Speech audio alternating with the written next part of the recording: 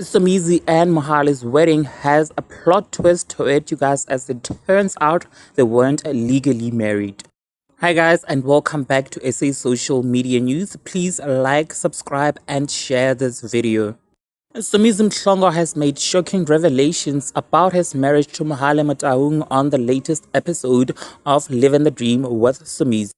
Somizi said that he and Mohale were not legally married. He said that during the white wedding, the pastor did not arrive with the paperwork and it was a look at God moment for him, implying that it helped him in the end. Somizi said, "We were supposed to sign the following week, but I never raised it. Anyway, in our marriage, I was always the initiator. Had he, Mohale, initiated it, then I would have been skeptical, so I decided to stay silent." Somizi said that Mohale, who wants half of his estate from the divorce, will get a zilch. Nothing from him, not even a toothpick.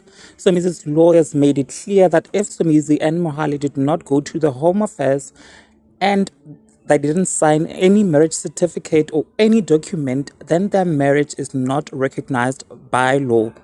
Now, the city press reported that non-existent marriage certificate has halted divorce proceeding, with a source claiming that no one has came forward to prove that the lobola was paid.